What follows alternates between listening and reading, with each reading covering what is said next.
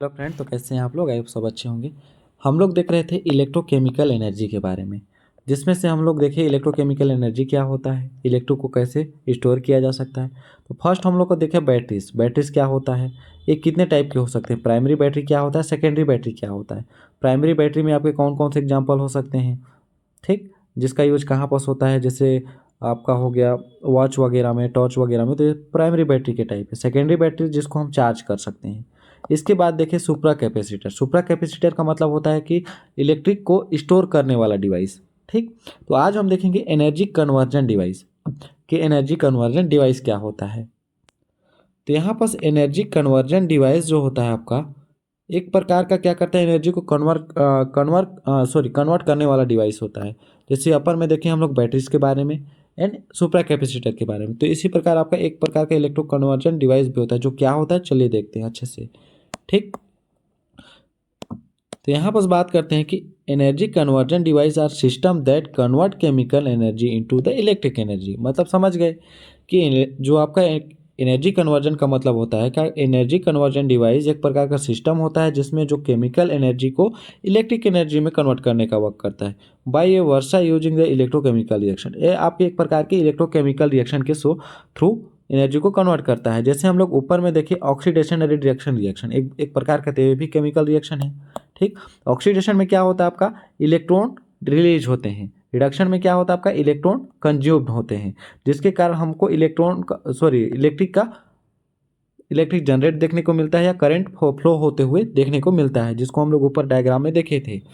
तो types of energy converter device, आपके जो कितने टाइप के हो सकते हैं एनर्जी को कन्वर्ट करने वाले डिवाइस, या बोल सकते हैं एनर्जी को कन्वर्ट करने वाले कौन कौन से सिस्टम हो सकते हैं। तो जैसे फर्स्ट आप डालते हैं फ्यूल के बारे में, फ्यूल सेल्स के बारे में। तो जैसे कार या वाहन में जो फ्यूल डाला जाता है एक प्रकार का क्या है, इलेक्ट्रिक है या केमिकल है। तो एक प्रकार ये आपका केमिकल है, जिसको किसी प्रोसेस के थ्रू उसको हम लोग इलेक्ट्रिक एनर्जी में कन्वर्ट करते हैं, जिसके कारण ही आपकी कार वगैरह मूवमेंट कर पाते हैं। उसमें करंट फ्लो होगा जिसके कारण आपके कार वगैरह चलते हैं, ठीक। तो फर्स्ट हो गया हम लोग का फ्यूल सेल। तो फ्यूल सेल क्या होता है आपका, device that the convert chemical energy to fuel directly into the electricity. यहाँ पर आपका एक फ्यूल सेल एक प्रकार का डिवाइस होता है जो आपके केमिकल एनर्जी को कन्वर्ट करता है, ठीक, जो आपके इलेक्ट्रिसिटी में कन्वर्ट करने का वर्क करता है, बोल सकते हैं डायरेक्टली। फ्यूल जो आपका डायरेक्टली इलेक्ट्रिसिटी में कन्वर्ट होता है। एग्जाम्पल के लिए आपका हो गया आपका hydrogen fuel cell. Hydrogen fuel cell, तो यहाँ पर आपका जैसे आपका एनोड हुआ, एनोड में क्या हुआ आपका, 2 इलेक्ट्रॉन रिलीज हुआ था, टू हाइड्रोजन एंड 2 इलेक्ट्रॉन यहाँ से आपका रिलीज हुआ। कैथोड में क्या होता है आपका, इलेक्ट्रॉन कंज्यूम होता है, तो ऑक्सीजन 4 हाइड्रोजन एंड 4 इलेक्ट्रॉन यहाँ पर कंज्यूम हुए, जो आपके H2O के रूप में फॉर्मेशन हुआ, ठीक, जिसको हम लोग देखे थे हाइड्रोजन फ्यूल सेल। हाइड्रोजन में आपका H2O समझ लेते हैं या H2O बोल सकते हैं, वाटर स्प्लिटिंग बोल सकते हैं इसको। ओवरऑल रिएक्शन की बात करें तो यहाँ पर 2H2 और O2 में कन्वर्ट होता है, then electricity, then heat convert होता है। इलेक्ट्रिसिटी जैसे ही आया आपका हीट में कन्वर्ट हो गया वो। एप्लीकेशन की बात करें तो इसको हम लोग कहाँ यूज कर सकते हैं, जैसे आपका स्पेस क्राफ्ट। इसके ज़्यादातर आपके स्पेस क्राफ्ट में फ्यूल का ही यूज किया जाता है, जो फ्यूल ही आपके उसको इलेक्ट्रिक एनर्जी में कन्वर्ट करके देता है। जैसे वाहन वगैरह हो गया, उसमें हम लोग डायरेक्ट इलेक्ट्रिसिटी से बैटरीज के थ्रू तो चलाते नहीं हैं उसको, उसको हम लोग फ्यूल के जरिए, उसका मतलब समझ सकते हैं कि उसका एनर्जी सोर्स क्या होता है, फ्यूल होता है।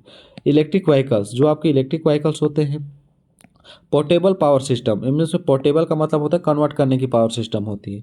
अब होता है आपका इलेक्ट्रोलाइजर। इलेक्ट्रोलाइजर क्या होता है उसमें देखे थे, इलेक्ट्रो कैटेलिस्ट भी बोल सकते हैं।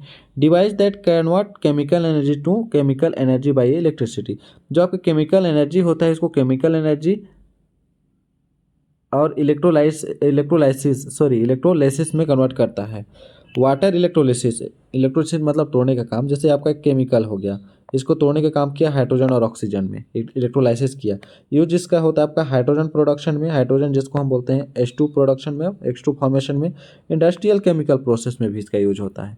अब यहाँ पर बात करते हैं कंपेरिजन की। ऑल टोटल जितना भी देखें हम लोग अपर में, बैटरीज हो गया, सुप्रा कैपेसिटर हो गया, उसकी क्या क्या प्रॉपर्टीज होगी और फ्यूल सेल की, तो सबका यहाँ पर हम लोग कंबाइन करके पढ़ने वाले हैं यहाँ पर, ठीक। जैसे अपर में देखें ना अभी पूरा, तो प्रॉपर्टीज़ की बात करें तो सबसे पहले एनर्जी सोर्स, तो बैटरी का एनर्जी सोर्स क्या है आपका? Chemical reaction. इसका होता है आपका इलेक्ट्रोस्टैटिक चार्ज, मतलब इसको हम लाइट के थ्रू ही चार्ज कर सकते हैं कैपेसिटर को। जैसे इन्वर्टर हो गया, फ्यूल सेल में कंटिन्यूस फ्यूल, इसमें कंटिन्यू फ्यूल सप्लाई होते रहेगा तभी वो आपका एनर्जी सोर्स बन पाएगा। जैसे कार वगैरह में भी देखते हैं तो फ्यूल सप्लाई होते रहता है तभी कुछ हो पाता है। इलेक्ट्रॉन एनर्जी डेंसिटी की बात करें तो बैटरी की हाई होती है, सुप्रा कैपेसिटर की मीडियम होती है, देन फ्यूल सेल की भी हाई होती है। पावर डेंसिटी की बात करें तो बैटरी की मीडियम होती है, सुप्रा कैपेसिटर की वेरी हाई होती है और फ्यूल सेल की मीडियम होती है। चार्जिंग टाइम की बात करें तो बैटरीज को हम लोग मिनट्स या आवर्स में चार्ज करते हैं। जैसे हो गया मोबाइल बैटरी, मोबाइल बैटरी को हम लोग चार्ज कर सकते हैं 20 से 25 मिनट, लेकिन जो सुप्रा कैपेसिटर होता है आपका, इसको सेकेंडों में चार्ज किया जा सकता है। इसमें कोई चार्जिंग की रिक्वायर्ड नहीं होती क्योंकि डायरेक्ट फ्यूल से इसका एनर्जी सोर्स बन रहा। साइकिल लाइफ की बात करें तो 500 से आपका 200 साइकिल तक हो सकता है। इसका आपका मिलियंस में जाता है, ठीक, मिलियन साइकिल्स। ये आपके लॉन्ग टाइप के लिए होते हैं। फ्यूल सेल जैसे जितना दिन तक फ्यूल रहेगा उतना दिन तक आपका एनर्जी बनते रहेगा। एग्जाम्पल के लिए बात करें तो लिथियम आयन बैटरी हो गया बैटरीज में, कार्बन कॉपर कैपेसिटर, ठीक, हाइड्रोजन फ्यूल सेल, ये आपका फ्यूल सेल का हो गया।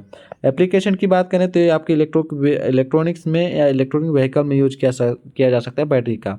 अब पावर बैकअप, जैसे हम लोग को बताया ना, इन्वर्टर हो गया, जैसे मोबाइल में पावर बैकअप क्या होता है आपका।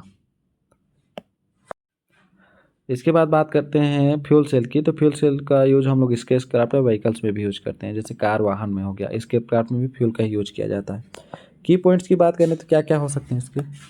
फ्यूल सेल की बात करें तो electrochemical energy involve the redox reaction. Electrochemical reaction में आपके रेडॉक्स रिएक्शन इन्वॉल्व होते हैं, जिसमें आपके ऑक्सीडेशन और रिडक्शन दोनों रिएक्शन देखने को मिलता है, इसीलिए इसको रेडॉक्स रिएक्शन बोले। Battery store energy chemical, battery क्या करता है? इलेक्ट्रिक को स्टोर करके रखता है। Super capacitor store energy electrostatically, ये आपके इलेक्ट्रिक के थ्रू ही एनर्जी को स्टोर करके रखता है। Fuel cell convert fuel directly into the electricity, जो फ्यूल सेल्स में होता है आपको फ्यूल के थ्रू ही डायरेक्ट इलेक्ट्रिसिटी में कन्वर्ट करता है। Super capacitor have high power density but low energy density, जो आपके सुपर कैपेसिटर होते हैं हाई पावर डेंसिटी के होते हैं बट इसकी एनर्जी डेंसिटी लो होती है। तो ये हो गया हम लोग के एनर्जी कन्वर्जन डिवाइस के बारे में। तो आई होप दोस्तों आपको अच्छे से क्लियर आया होगा। मिलते हैं नेक्स्ट वीडियो में, तब तक के लिए बहुत बहुत धन्यवाद।